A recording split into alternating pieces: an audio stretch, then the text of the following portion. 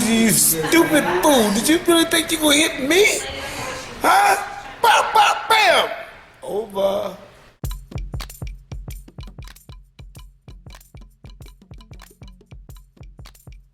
Dante's Boxing Nation, what's going on, guys? So Canelo Alvarez gets dominated by Dimitri Bivol. He was hurt, he was tired, he was frustrated. And when he did his post-fight interview, as old media often tries to do, Chris Mannix, he was trying to force Canelo Alvarez into making excuses for why he lost, and Canelo Alvarez wasn't taking the bait. This is the exact same thing that ESPN's Bernardo Usana did when he was interviewing Shakur Stevenson, or I should say when he was interviewing Oscar Valdez after Oscar lost to Shakur. But go ahead and check out what Canelo Alvarez had to say.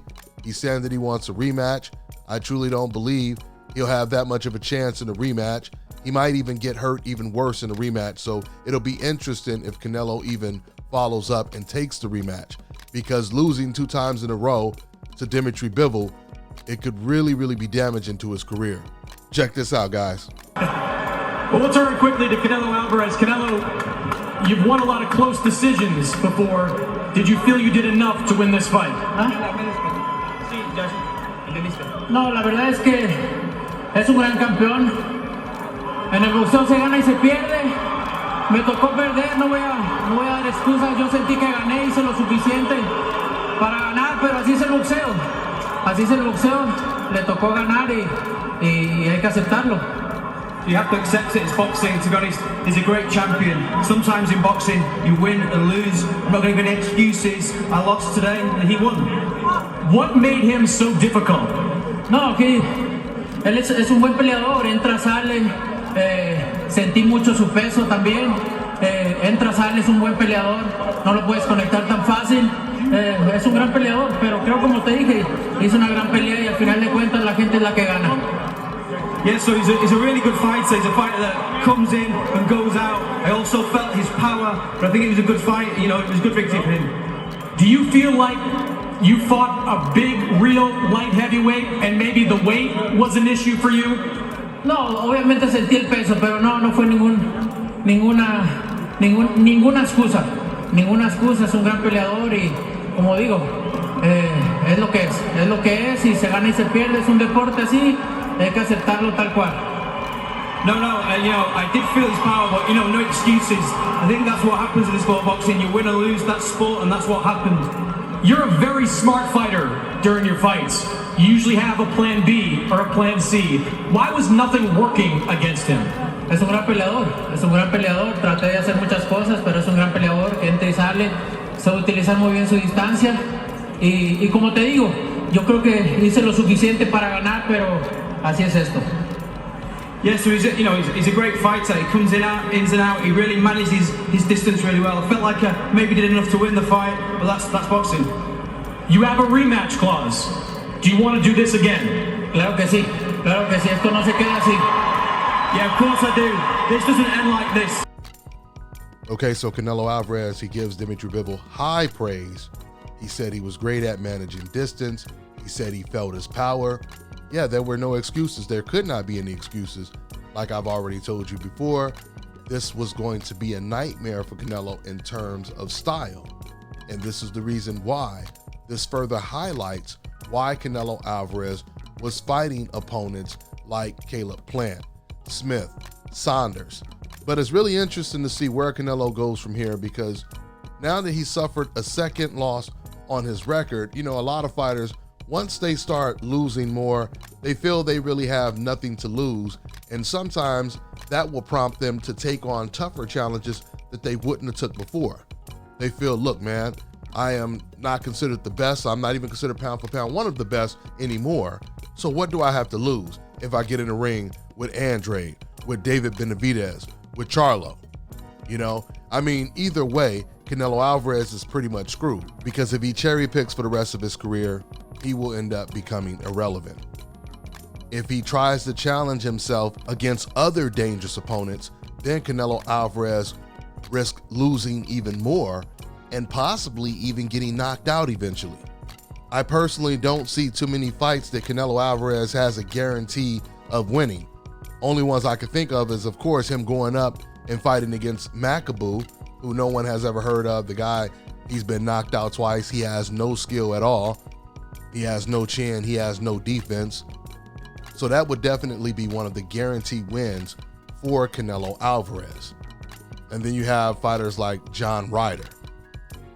But if we're talking about David Benavidez, Charlo, Andre, or the most dangerous guy outside of the guys at light heavyweight, David Morrell.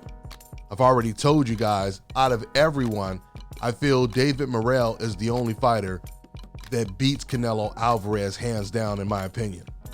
This man, he can do it all. Cuban fighter, southpaw, can fight on the inside, the outside. He has power, and he's one of the slickest boxers in the sport. Another nightmare for Canelo. So it'll be really, really interesting to see where Canelo goes from here. You know, we've seen this story before. We've seen so many fighters that old media tried to hype up. The fighters were flawed.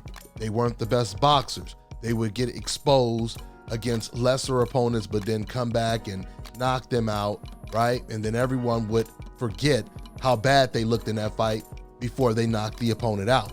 What often happens with opponents like that is once they start to move up in weight and they start to face guys who have decent power or more power than them, or just enough power to really get your respect. Usually when we see fighters move up in a situation like that, they end up losing for the first time, or in Canelo's case, the second time.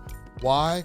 Because when you do start moving up in weight, you cannot make the same mistakes you made when you were much bigger than the opponents you were choosing. You were fighting against opponents that didn't really have any power, didn't have anything to really get your respect. Now when you move up in weight, you have to be more perfect.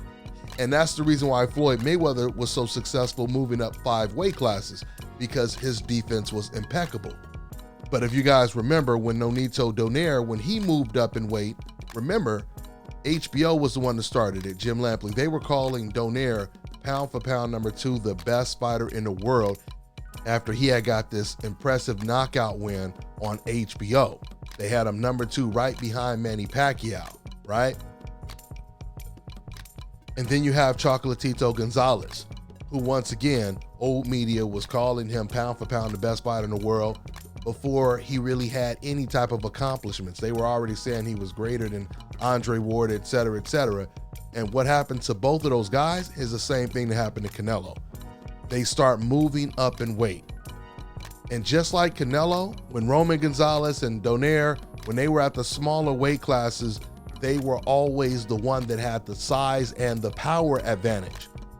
So they would be getting outboxed in the early rounds, sometimes be behind on the scorecards, and then rally back and knock their opponent out. They end up both moving up in weight, and when they did that, the same mistakes that they were making at the smaller weight classes that they never fixed, those mistakes end up getting them knocked out when they were fighting against bigger, stronger guys. And this is what separates just a good fighter from a great fighter, is if you could keep moving up to the higher weight classes, dealing with the adversity, dealing with a guy who has power, who has skill, right? And you can still crack the code. And Canelo Alvarez, he couldn't crack the code. I'm gonna wrap this video up. That's all I got for now, guys. I'm on to the next one. All right, now check this out, guys. If you're looking to repair eczema scars, burns and bruises, dark spots and blemishes, then this right here is the perfect product for you guys. It's called Elo Diki Face and Body Oil. Athletes and top-ranking boxers, they're also using it after training to reduce swelling, inflammation, and to ease the pain. So get yours today. Go to elodiki.com, like them on Facebook, and follow them on Instagram. Fellas, I've got some great news for you. If you've lost your hair or have a receding hairline, the time has come when you can finally get your hairline back through a process called scalp micropigmentation. So here's how it works. It's a hair tattoo that replicates the look of your hair follicles when you have fully shaved it down. So to get this hookup, make sure you follow and contact my man Scalp Carolinas on Instagram. Hi, I'm Angie and you're watching Dante's Boxing.